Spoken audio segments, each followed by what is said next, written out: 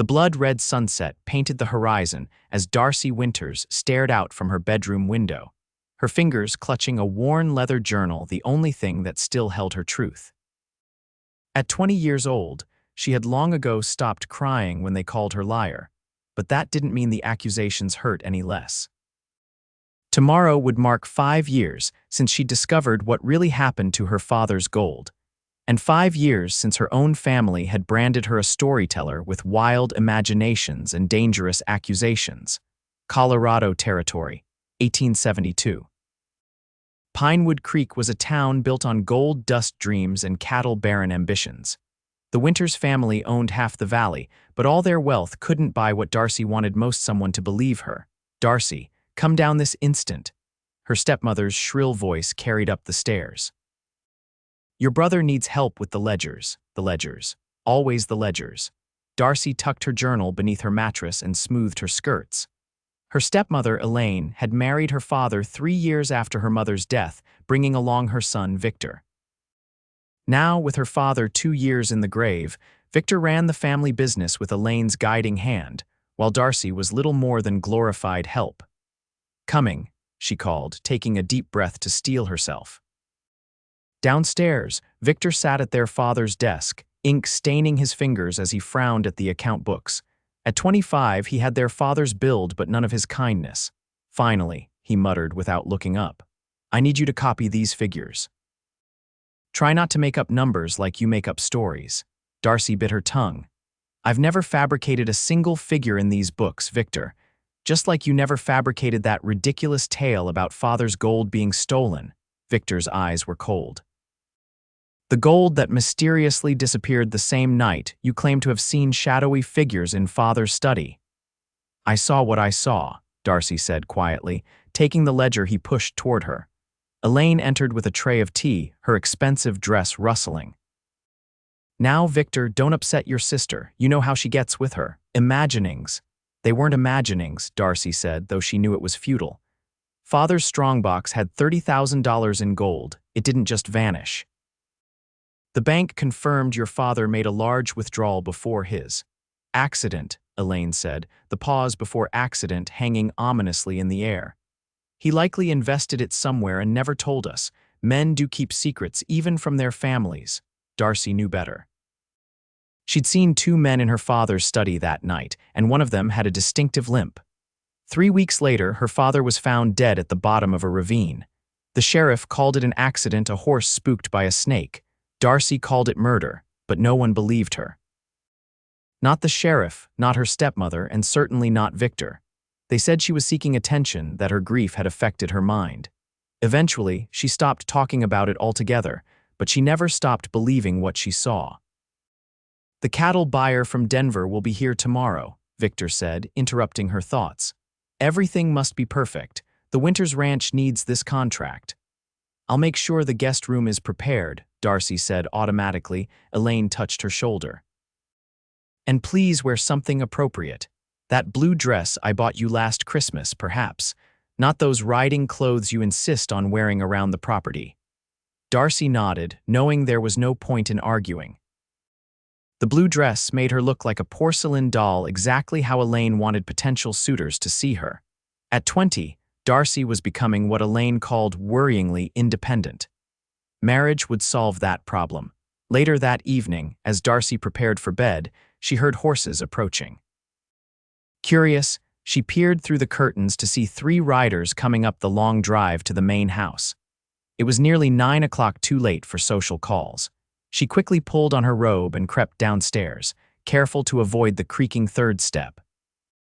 Victor's office door was closed, but she could hear voices, his and Elaine's, speaking in hushed, urgent tones. "Can't just show up here," Victor was saying. "What if someone saw them?" "No one saw anything," Elaine replied. "The hands are all in the bunkhouse by now." "And what about Darcy?" "In her room, I'm sure. Reading one of those ridiculous novels or writing in that journal of hers." Darcy pressed closer to the door. "Jenkins says there's a problem," a deep voice she didn't recognize said. "A big one." "What kind of problem?" Victor asked, his voice sharp with anxiety. "There's a new U.S. Marshal in the territory, named Zachary Reid, Word is he's looking into old unsolved cases, including your father's death. Darcy's heart skipped a beat. That's absurd, Elaine said. That case was closed years ago, an accident, plain and simple. Not according to Reid. He's been asking questions in town. Seems someone got him interested in the case. Who? Victor demanded. Don't know. But he's staying at the Silver Dollar, arrived yesterday. Darcy could barely breathe. Someone was investigating her father's death, someone who might actually listen to her. This is troubling, Elaine said. Very troubling indeed. We can't have him stirring up the past. I'll handle it, Victor assured her. When is Jenkins coming for the rest of his payment? Next week. After the cattle sale, Darcy had heard enough. She slipped back upstairs, her mind racing. Jenkins? She remembered that name from somewhere. Then it hit her. Jenkins was one of the men who occasionally did special work for Victor, work that was never discussed openly. Sleep eluded her that night. By dawn, Darcy had made her decision. She needed to find this Marshal Reid before Victor could handle him. She dressed quickly in her riding clothes, ignoring Elaine's directive about the blue dress. The cattle buyer wouldn't arrive until afternoon, giving her a few hours to ride into town. She scribbled a note saying she needed to pick up sewing supplies and left it on the kitchen table for Mrs. Garcia, their housekeeper. The morning air was crisp as Darcy saddled her mare, Willow. The ranch hands were already at work, moving cattle to the south pasture in preparation for the buyer's inspection. No one paid her much mind as she rode out. The boss's daughter often took morning rides. Pinewood Creek was a growing town of nearly 2,000 souls, with a main street lined with false-fronted buildings. The Silver Dollar Hotel stood 3 stories tall, the most impressive structure in town aside from the bank. Darcy tied Willow to the hitching post outside the general store, not wanting to appear too obvious by stopping directly at the hotel. She purchased thread and buttons she didn't need, making small talk with Mr. Holloway, the shopkeeper, while gathering her courage. Heard we have a U.S. Marshal in town, she said casually, examining a bolt of calico. Indeed we do, Holloway replied, measuring out ribbon for another customer. Marshal Reid, imposing fellow, been asking all sorts of questions. What kind of questions? Darcy tried to keep her voice neutral. Old business. Your father's accident, among other things. Holloway looked at her curiously. Strange timing, him showing up now after all these years. Darcy's heart pounded. Yes, strange indeed. Where might I find him, do you know? I'm curious about what he's investigating. Holloway leaned closer. Saw him heading to the sheriff's office about an hour ago. Between you and me, Miss Winters, Sheriff Coleman didn't look too pleased to see him. No surprise there. Sheriff Coleman had been quick to dismiss her claims 5 years ago, declaring her father's death an accident barely a day after it happened. Too quick, in Darcy's opinion. She thanked Holloway, paid for her purchases, and walked down the boardwalk toward the sheriff's office, her legs feeling unsteady. What would she say to this marshal? Would he dismiss her as a hysterical woman, as so many had before? As she approached the sheriff's office, the door swung open. Darcy froze as a tall man in a long duster stepped out, adjusting a wide-brimmed hat over dark hair. A silver star gleamed on his vest. This had to be Marshal Reid. He was younger than she expected, perhaps 30, with a weathered face that spoke of years under the open sky. A thin scar ran along his jaw, and his eyes were the color of storm clouds. Those eyes landed on her, sharp and assessing. Darcy realized she was staring and quickly looked away, but it was too late. The marshal had noticed her interest. "Madam," he said with a slight tip of his hat as he passed. Something made her turn. Marshal Reid, he paused, those storm-gray eyes returning to her face. "Yes, madam, I." Darcy faltered. They were standing in the middle of the street. Anyone could see them talking. "I was wondering if I might have a word with you about an old case you're looking into." His expression didn't change, but she sensed his heightened interest. "And which case might that be, Miss?" "Winters, Darcy Winters." Recognition flashed in his eyes. "Joshua Winters' daughter." "Yes." She glanced around nervously. "Could we speak somewhere private?" Marshal Reid considered her for a moment, then nodded toward the hotel. "I have a private dining room reserved for lunch. Would you care to join me, Miss Winters?" It was improper. dining alone with a man she'd just met, but propriety seemed trivial compared to finally being heard. "Yes, thank you." They walked side by side to the silver dollar, Marshal Reid shortening his long stride to match hers. Inside, the hotel dining room was half full with the lunch crowd. The marshal spoke briefly to the manager, who led them to a small room off the main dining area. Once they were seated and had ordered, Marshal Reid leaned back in his chair, studying her. "I've been wanting to speak with you, Miss Winters. Your name came up in my investigation." "It did?" Darcy asked, surprised. "You were the only witness who suggested your father's death might not have been an accident." Hope surged within her. "You've read the reports?" "I have." "I'm also aware that your claims were dismissed." His eyes held hers. "I'd like to hear what you saw in your own words." For a moment, Darcy couldn't speak. 5 years of being called a liar, of having her perceptions questioned, her sanity doubted, and now this man was offering to listen. "Simply listen." She took a deep breath. "It started 3 weeks before my father died. I couldn't sleep one night and went downstairs for a book from father's study. I heard voices and saw light under the door. It was past midnight, and father was supposed to be in Denver on business." Reid nodded, encouraging her to continue. "I peeked through the keyhole. There were 2 men with father. One was tall with a red beard, the other was shorter with a limp. They were arguing about money. Father opened his safe and showed them something gold coins, a lot of them. He seemed angry, said something about this is the last payment. The men left through the window. Father never saw me. Did you ask him about it later?" I tried, but he brushed me off. Said it was business matters, nothing for me to worry about. Darcy's voice faltered. 3 weeks later, he was dead. They said his horse threw him into a ravine, but father was an excellent rider. It didn't make sense. And the gold? Gone. When I mentioned seeing the men and the gold, Victor and Elaine said I was confused. They claimed father never kept gold in the house. The safe was empty when they opened it after his death. Darcy met the marshal's eyes. They said I was making things up for attention. Eventually, everyone in town heard about poor disturbed Darcy Winters and her wild stories. Marshal Reid's face remained neutral, but his eyes were intent. "Could you identify these men if you saw them again?" "The one with the limp, yes. I've seen him in town occasionally. His name is Jenkins. He sometimes does work for my stepbrother." Reid's eyebrows rose slightly at this information. "Jenkins, you say? Interesting. You know him." "I know of him. He's suspected in several robberies across the territory." The marshal leaned forward. "Miss Winters, what you've told me aligns with other information I've gathered. Your father was paying someone off. The question is why?" Darcy felt lightheaded. After 5 years of disbelief, someone was finally taking her seriously. "You believe me?" Marshal Reid's expression softened slightly. "I believe you saw exactly what you claim to have seen, Miss Winters. Always have, from the moment I read your statement in the old case files. It's why I came to Pinewood Creek." A lump formed in Darcy's throat. "Thank you," she whispered. Their food arrived, interrupting the moment. As they ate, Reid asked more questions about her father's business dealings, Victor's management of the ranch since his death, and Elaine's role in the family. "Your stepmother married your father how long after your mother passed?" 3 years. Mother died when I was 12. Elaine and Victor arrived when I was 15. Darcy pushed her food around her plate. Father changed after they came, became more secretive. The ranch had always been successful, but suddenly there were money troubles. At least that's what Elaine claimed. Reid nodded thoughtfully. "And how soon after your father's death did your stepmother and stepbrother take control of the ranch?" "Immediately.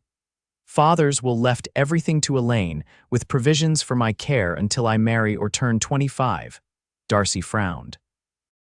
"The attorney who handled the will was a friend of Elaine's from Denver. I'd never seen him before." "Did your father have a regular attorney here in town?"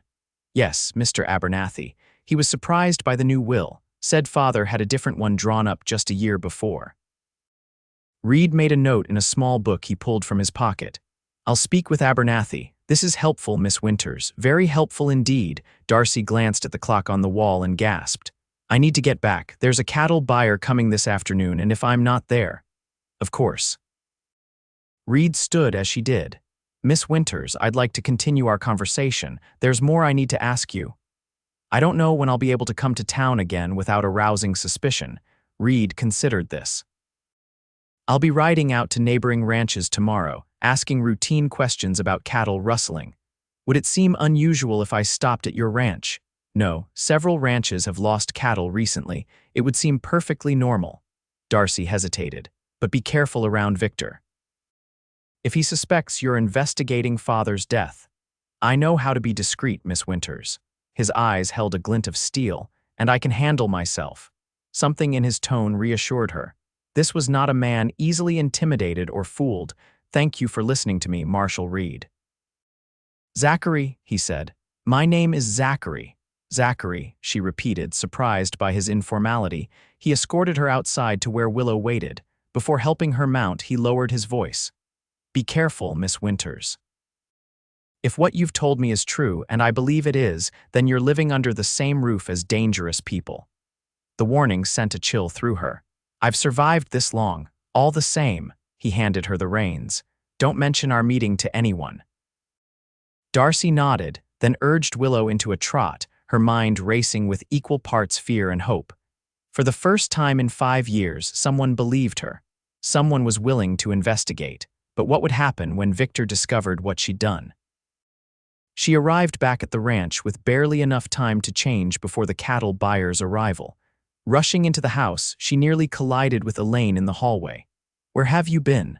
Her stepmother demanded, eyes narrowing at Darcy's riding clothes. The blue dress, Darcy. I specifically said the blue dress. I'm sorry, I needed thread from town. I'm going to change now. See that you do, and do something with that hair. You look like you've been riding through a windstorm. Elaine's gaze fell to the small package in Darcy's hands. Is that all you purchased? You were gone for hours. I stopped to help Mrs. Peterson with her children. Little Tommy fell and scraped his knee rather badly. The lie came easily, years of practice making it sound convincing. Elaine's suspicions seemed to ease. Well, hurry now. Mr. Hamilton will be here any minute. Darcy escaped to her room, changing quickly into the hated blue dress with its tight bodice and layers of petticoats. As she pinned up her hair, she caught sight of her flushed face in the mirror. There was a new light in her eyes' hope, where for so long there had been only resignation. Tomorrow, Marshal Reid Zachary would come to the ranch. Tomorrow, perhaps, the truth would finally begin to emerge from the shadows where it had been buried for 5 long years. The cattle buyer, Hamilton, proved to be a corpulent man with wandering eyes and sweaty palms. Throughout dinner, Darcy endured his leering glances and thinly veiled innuendos, all while Elaine smiled encouragingly and Victor discussed business. Your ranch has quite the reputation, Winters, Hamilton said, helping himself to more wine. Fine stock. Though I hear you've had some troubles with rustlers. Nothing significant, Victor replied smoothly. Every ranch in the territory loses a few head now and then. Still, with that new marshal snooping around, might be worth mentioning.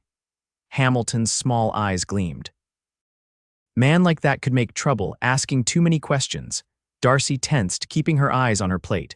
What sort of questions? Elaine asked, her voice light but her fingers tightening around her wine glass. Oh, all sorts. Been asking about old Joshua Winters' death, among other things. Strange business, digging up a case closed years ago. Victor's face remained impassive, but Darcy noticed the muscle twitching in his jaw. The marshal's new to the territory, probably just familiarizing himself with local history. Perhaps, Hamilton agreed, his gaze sliding to Darcy.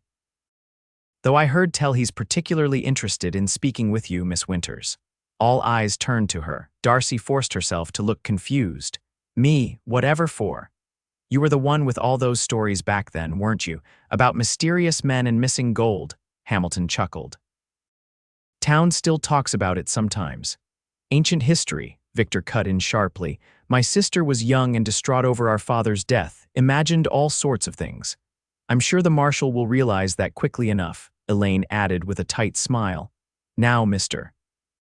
Hamilton, tell us about the Denver market. Victor mentioned prices have been favorable this season.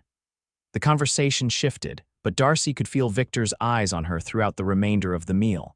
Later, as they retired to the parlor for coffee, he cornered her by the fireplace. Have you spoken to this marshal? He asked in a low voice. Of course not. When would I have done that?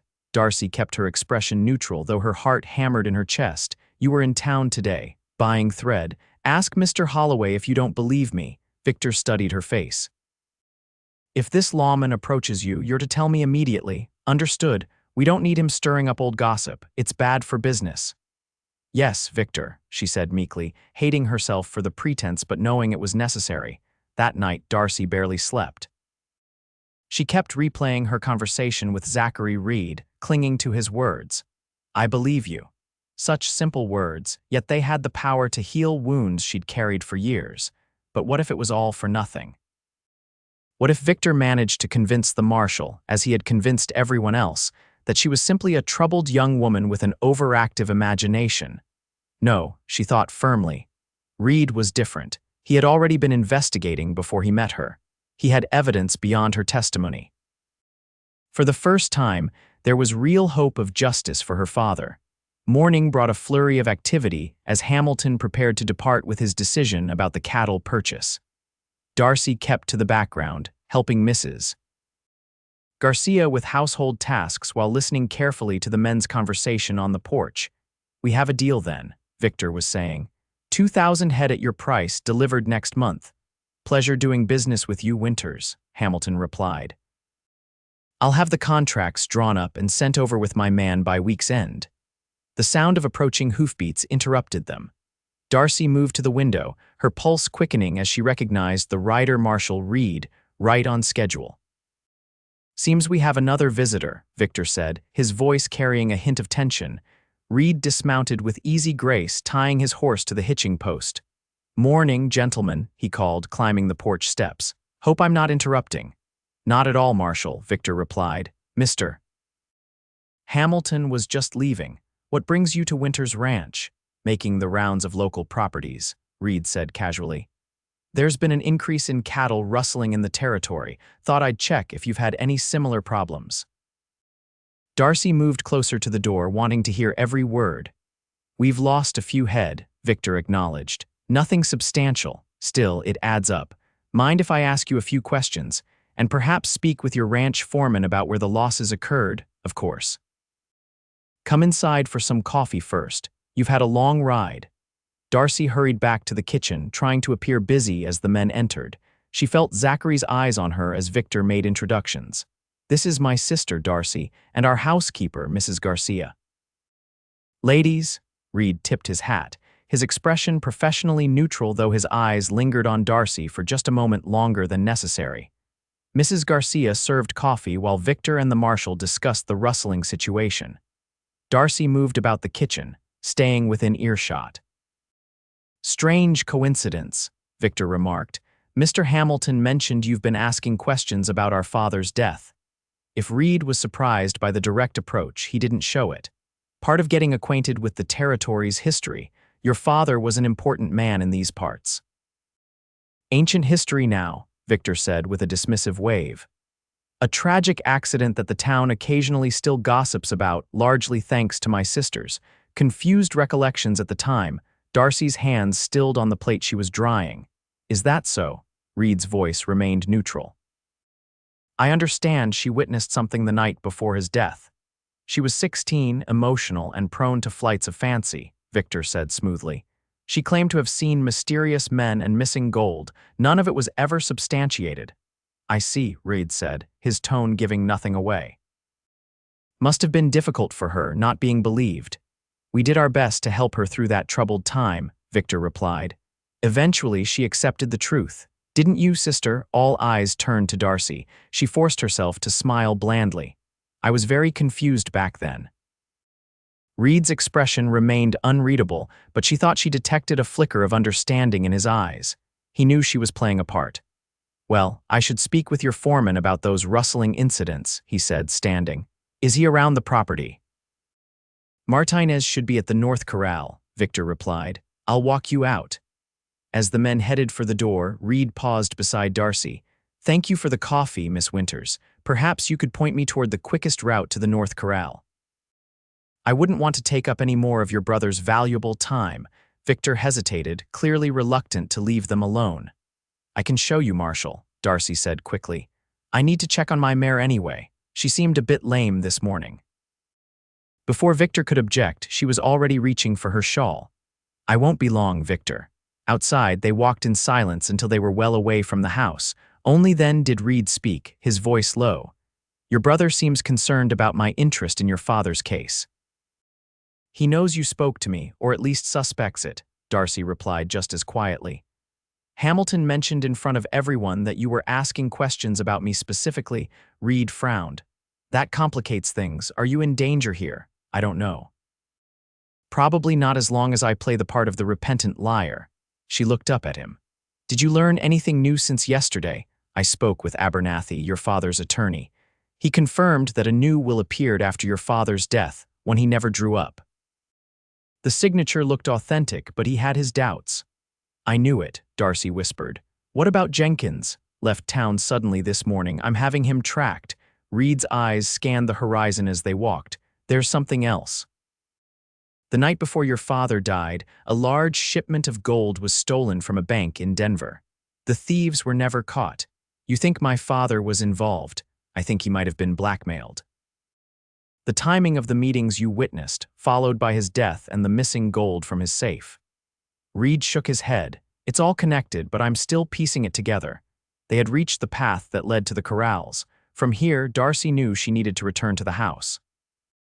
Being alone with the marshal for too long would only increase Victor's suspicions. What should I do? She asked. Keep playing your part. Don't let them know you're helping me. His eyes held genuine concern. I've arranged for a deputy to stay in town. If you feel threatened, get word to him. His name is Parker, staying at the boarding house. How much longer will this take? Now that Victor suspects, he'll be watching me closely. A few more days at most. I'm close to something. I can feel it.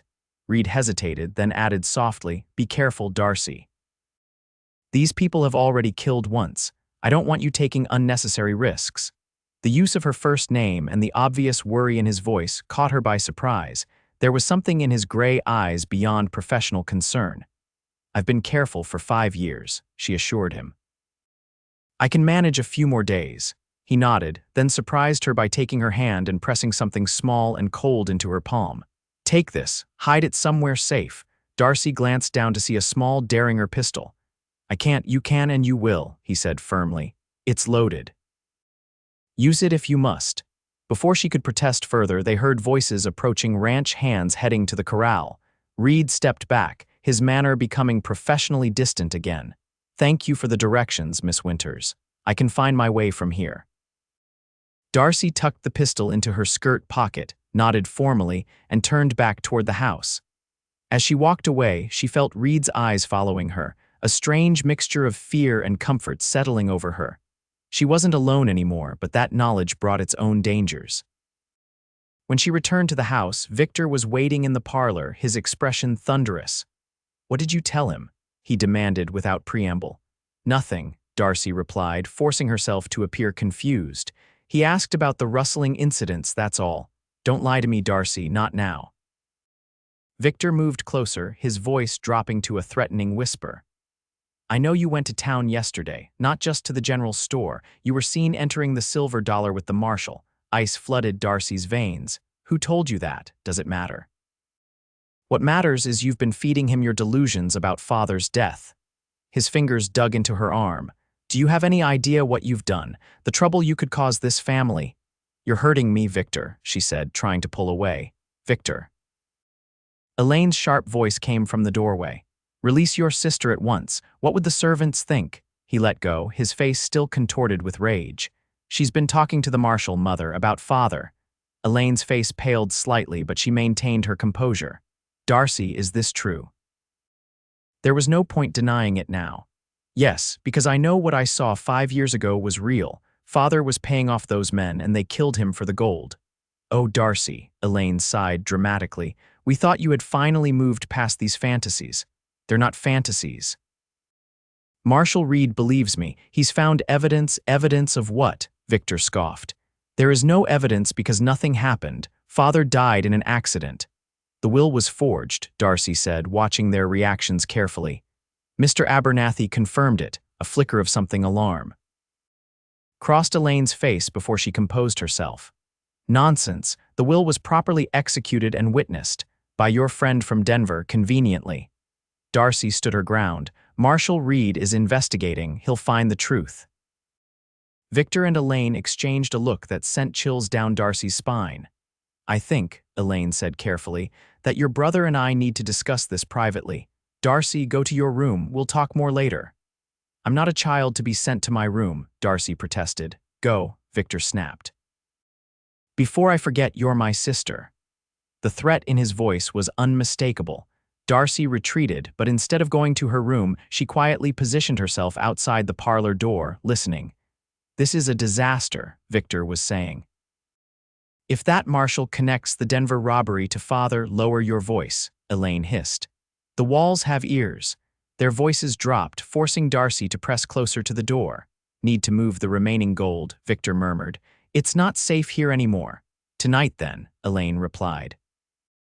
After dark, what about Darcy? She needs to be contained until this blows over. The laudanum, too suspicious if she suddenly falls ill now. No, we need something else. Their voices moved farther away, and Darcy could no longer make out the words.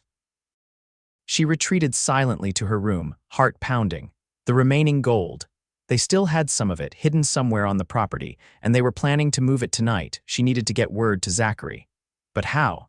She was sure to be watched now, unable to leave the ranch without an escort. The small weight of the derringer in her pocket was her only comfort as she paced her room, trying to formulate a plan. Hours passed. Dinner was a tense affair, with Elaine attempting strained conversation while Victor watched Darcy like a hawk. After the meal, Elaine announced that Darcy seemed tired and should retire early, a transparent attempt to keep her confined. I am rather fatigued, Darcy agreed, playing along. Good night. In her room, she changed into her nightgown but remained vigilant, listening to the sounds of the house settling for the night. Around 10 o'clock, she heard muffled voices in the hallway, then footsteps descending the stairs. Carefully, she cracked open her door and peered out. The corridor was empty. Darcy quickly pulled on her riding skirt and blouse over her nightgown, stuffed pillows under her blankets to create the illusion of a sleeping form, and retrieved the derringer from its hiding place. If Victor and Elaine were moving the gold tonight, she needed to follow them. She crept down the back stairs that led to the kitchen, avoiding the creaking main staircase. The house was dark, with only moonlight streaming through the windows to guide her. Outside, she pressed herself against the wall, looking around cautiously. In the distance, she could see lantern light moving toward the old barn, a structure rarely used since her father built the new one closer to the corrals. Victor and Elaine were heading there, accompanied by two men Darcy didn't recognize. She followed at a safe distance, using the shadows for cover. The night was clear, the moon nearly full, making it difficult to remain completely hidden. When the group entered the barn, Darcy crept closer, finding a gap in the weathered boards through which she could see and hear. Buried it deep enough, Victor was saying as he moved aside bales of moldy hay, revealing a trapdoor in the floor. No one would think to look here.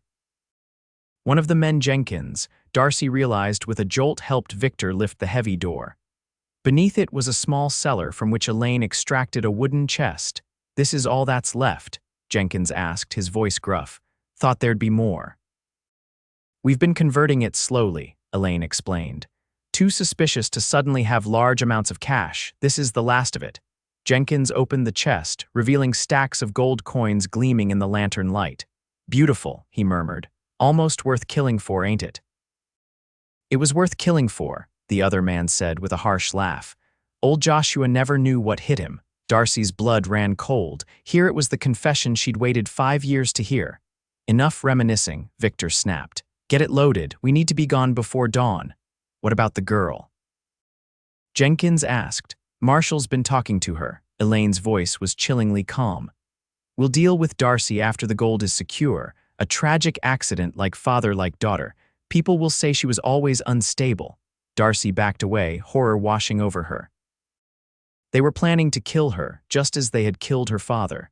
She needed to get to town to find Zachary. As she turned to flee, her foot caught on a fallen branch. The crack seemed deafening in the quiet night. What was that? Victor's voice called from inside the barn. Darcy ran, no longer caring about stealth. Behind her, she heard shouts and the barn door slamming open. She made for the stables, knowing her only chance was to reach Willow and ride for town. "There she is," Jenkins shouted. "Get her." A gunshot cracked through the night, the bullet splintering wood near Darcy's head as she dove into the stable. Willow and the other horses were agitated, sensing danger. Darcy had no time for a saddle. She grabbed a bridle, slipped it over Willow's head, and swung onto the mare's back. Another shot rang out as Darcy urged Willow through the stable doors.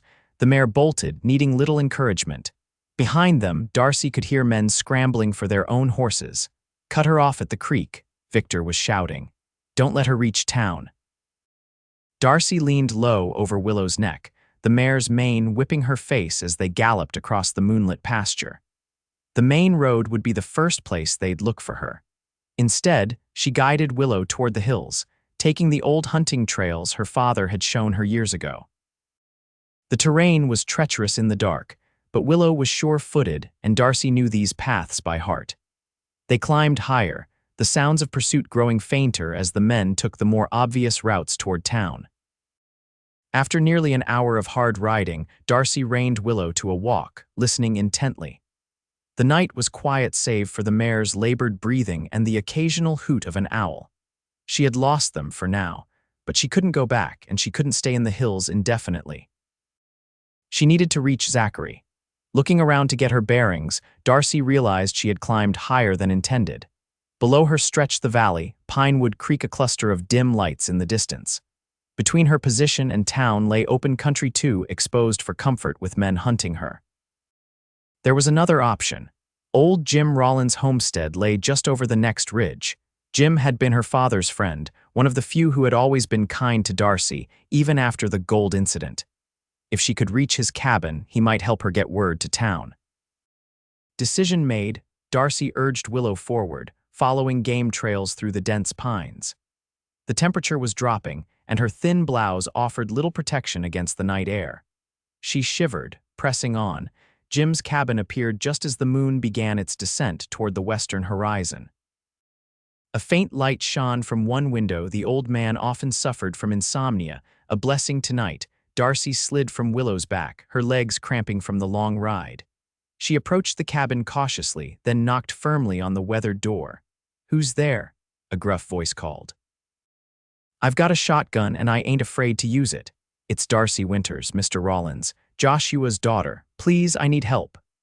The door creaked open to reveal Jim Rollins, his white beard wild and eyes suspicious beneath bushy brows. Recognition dawned as he held his lantern higher. "Good Lord, girl, what are you doing out here at this hour, and in such a state?" Only then did Darcy realize what she must look like: hair tangled from the wind, clothes disheveled, face scratched from low-hanging branches. "They tried to kill me," she said, her voice cracking. "Victor and Elaine. They killed my father, and now they're coming for me." Jim's weathered face hardened. "Get inside," he said, ushering her in and bolting the door behind her. "Sit by the fire before you catch your death." The cabin was small but neat, warmed by a crackling fire in the stone hearth. Darcy sank onto a chair, suddenly overwhelmed by exhaustion and delayed shock. Her hands trembled as Jim handed her a cup of coffee laced with whiskey. "Drink this, then tell me everything." She did, the potent mixture burning a path to her stomach and bringing a flush to her chilled cheeks. Then, haltingly at first but with growing urgency, she told Jim everything from what she'd seen 5 years ago to the events of this night, including her meetings with Marshal Reid. Jim listened without interruption, his lined face growing grimmer with each revelation. When she finished, he sat back in his chair, absently stroking his beard. "I always thought there was something off about your father's death," he said finally. "Joshua was too good a horseman to be thrown like that, and the timing right after that Denver bank robbery." He shook his head. "I should have asked more questions."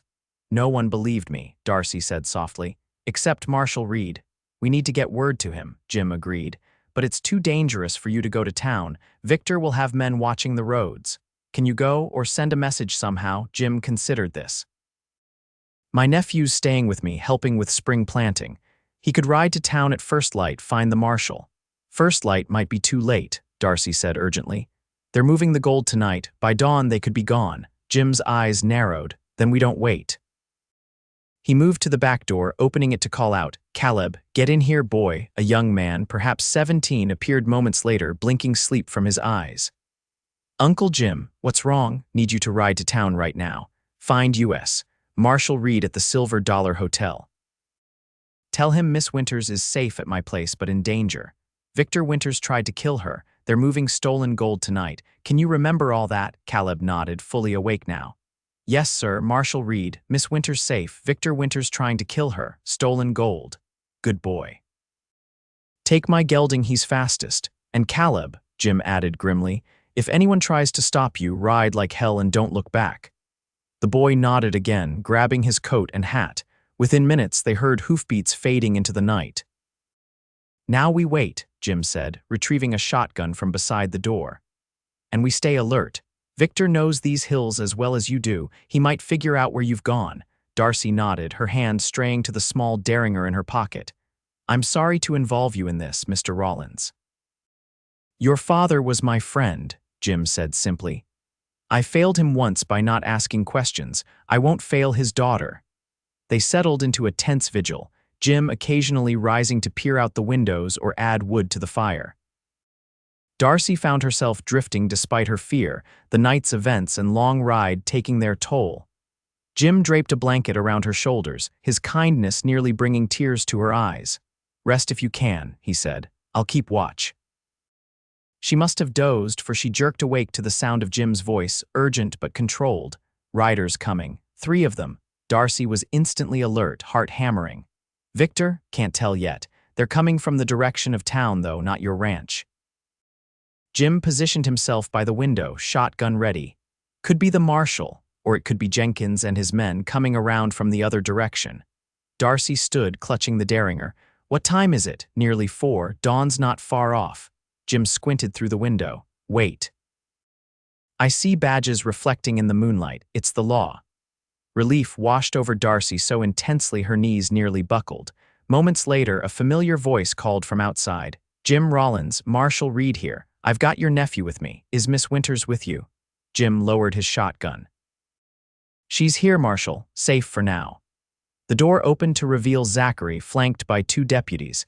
His eyes immediately found Darcy, relief washing over his features before he schooled them back to professional concern.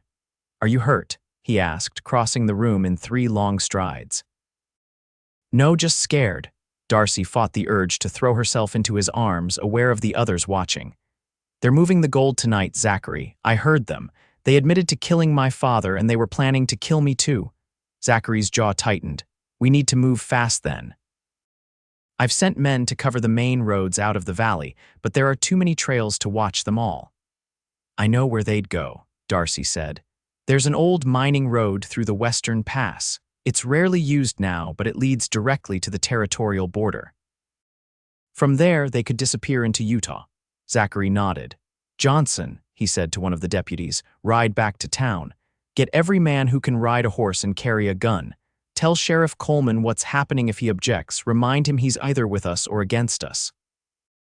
The deputy nodded and hurried out. "What about me?" Darcy asked. "You stay here with Jim," Zachary began. "No." Darcy stood straighter. "I'm coming with you. I know every trail on that mountain, and I want to see them brought to justice with my own eyes." Zachary studied her, conflicted. "It's too dangerous. My whole life has been dangerous since the night my father died," she replied steadily. "I'm tired of hiding and pretending. I'm coming," Jim spoke up. "She's right about knowing the trails, Marshal, and the girl's got more grit than most men I know." After a moment's hesitation, Zachary nodded. "Stay close to me. If there's trouble, you find cover immediately. Understood." "Understood." They moved quickly after that. Jim provided Darcy with a heavy coat against the pre-dawn chill and insisted she take his mare, fresher than Willow after the night's hard ride.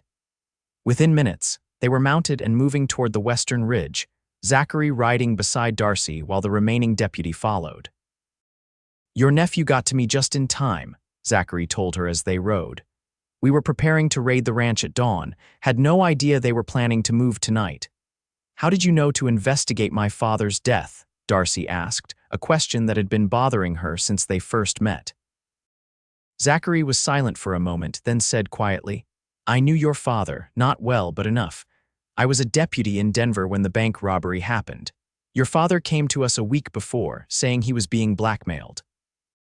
Someone was threatening to frame him for embezzlement from his own business unless he helped them access the bank vault. Darcy gasped. He went to the law, he did. But the sheriff there didn't believe him, thought he was trying to create an alibi. When the robbery happened anyway, your father disappeared. A week later, we heard he was dead. Zachary's face was grim in the fading moonlight. I always felt we failed him. When I became marshal and saw the territory included Pinewood Creek, I pulled the old files. Your statement was there a 16-year-old girl insisting she saw men with her father and gold in the safe. It matched what I knew. So you believed me before you even met me, Darcy whispered. I believed you, he confirmed. Always did. The sky was lightening to pale gray as they reached the ridge overlooking the western pass. Below, they could see movement, 3 riders escorting a wagon along the narrow mining road. That's them, Darcy said, recognizing Victor's distinctive dun stallion even at this distance. Zachary signaled to his deputy. Circle around to the far side of the pass. We'll block their escape from both directions. Wait for my signal before moving in. The deputy nodded and spurred his horse down a side trail. Zachary turned to Darcy. This is as far as you go. Wait here where it's safe. But please, Darcy. His voice softened. I can't focus on them if I'm worried about you. Something in his eyes made her relent. Be careful. He held her gaze for a long moment, then nodded and urged his horse forward, following the ridge trail that would lead him to the head of the pass. Darcy watched, heart in her throat, as Zachary disappeared among the trees.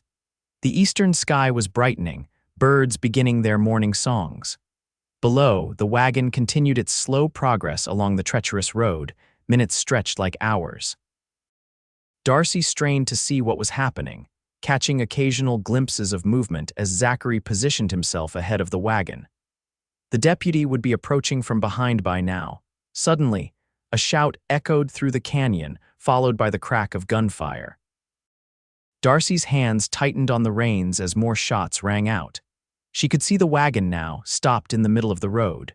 Figures moved around it, taking cover, returning fire. Unable to bear the suspense, Darcy urged her horse forward, following the trail Zachary had taken. She would stay hidden, she promised herself, but she needed to be closer, needed to know what was happening. As she neared the head of the pass, the gunfire intensified.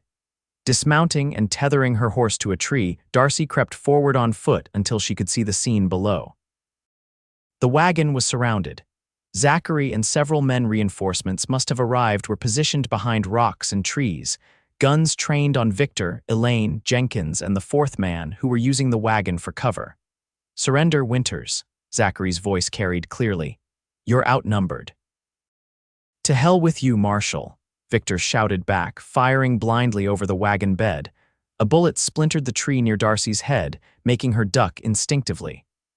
The shot hadn't been aimed at her, she was still hidden from view, but it was a stark reminder of the danger. More gunfire erupted, a chaotic exchange that seemed to last forever, but probably spanned less than a minute. When it quieted, Darcy peered out again to see Jenkins lying motionless beside the wagon.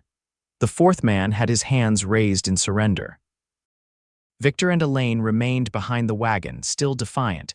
Zachary had moved closer, using a boulder for cover. It's over, Victor, he called. Your man is down, the others surrendered. Don't make this worse than it already is. It was her fault. Victor shouted, and Darcy realized with a chill he was talking about her. She couldn't leave well enough alone. The game's up, Zachary replied steadily.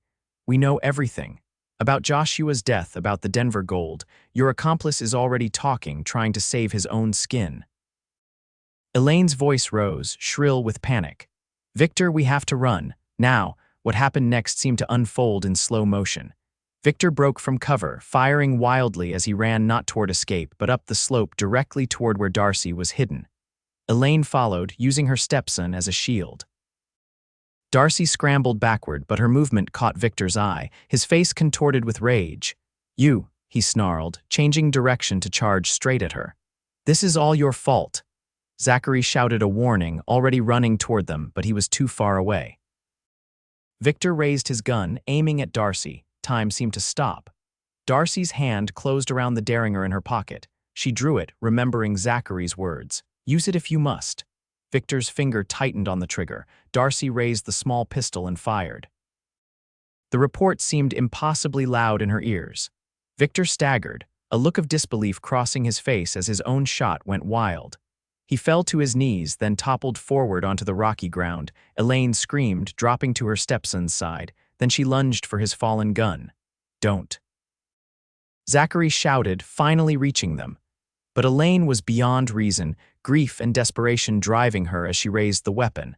A shot rang out, but it wasn't from Elaine's gun. She crumpled beside Victor, the weapon falling from her limp fingers. Behind her stood the deputy, his smoking gun still raised. Silence fell, broken only by the echo of the final shot fading across the canyon and the soft sound of Darcy's ragged breathing. Zachary reached her side, gently taking the derringer from her trembling hand. "Are you hurt?" he asked, his voice urgent as his eyes searched her face. She shook her head, unable to speak as the reality of what had just happened washed over her. Victor was dead, by her hand. Her stepbrother, who had helped murder her father and planned to kill her, was dead because she had pulled the trigger. "I killed him," she whispered, shock setting in. "You defended yourself," Zachary corrected firmly, his hands steady on her shoulders. "He would have killed you, Darcy. You did what you had to do." Tears filled her eyes, not for Victor but for everything her father, the years of being called a liar, the fear and loneliness, and finally, the violent end to it all. Zachary pulled her against his chest, heedless of propriety or the watching deputies. "It's over," he murmured into her hair. "It's finally over." In the distance, the sun broke over the eastern mountains, bathing the bloody scene in golden light. A new day was beginning, the first day of Darcy's life, where the shadow of her father's death no longer hung over her. The aftermath unfolded with dizzying speed. The surviving accomplice, facing the gallows, confessed everything. Victor and Elaine had indeed orchestrated Joshua Winters' death after blackmailing him into helping with the Denver bank robbery. They had planned to frame him as the sole culprit, but when Darcy witnessed the meeting with Jenkins, they accelerated their plans, killing Joshua and making it look like an accident. The forged will was invalidated by the territorial court. As Joshua Winters' only surviving child, Darcy inherited everything: the ranch, the business interests, all of it. The recovered gold was returned to the Denver bank, though Darcy insisted on using a portion to establish a fund for families affected by the robbery. Through it all, Zachary remained by her side, first as the marshal overseeing the case, then as a friend, and finally as something more. Their shared ordeal had forged a bond that deepened with each passing day. 3 months after that bloody dawn in the Western Pass, Zachary found Darcy on the porch of the ranch house, watching the sunset paint the same red-gold streaks across the sky that had captivated her attention the day they first met. "Penny for your thoughts," he said, joining her at the railing. "I was thinking about Father," she replied, "wondering if he'd be proud of what I'm doing with the ranch, converting part of it to horse breeding, establishing fair wages for the hands, supporting the school in town." Zachary smiled. "I'd say he'd be very proud indeed." Darcy turned to face him, struck as always by how his gray eyes seemed to change color with his moods, darker now in the fading light, warm with affection. "My circuit ride is finished," he said, changing the subject. "I've been to every settlement in the territory. And—" she prompted, knowing there was more. "And I've been offered a permanent position in Denver, chief marshal for the entire territory." Darcy's heart sank. Denver was nearly 100 miles away. "That's wonderful news, a great opportunity." "It is," he agreed, "but I turned it down." "What?" "Why would you do that?" Zachary took her hands in his. "Because my place is here, if you'll have me." "Zachary, what are you saying?" Her voice was barely a whisper. He reached into his pocket and withdrew a small velvet box.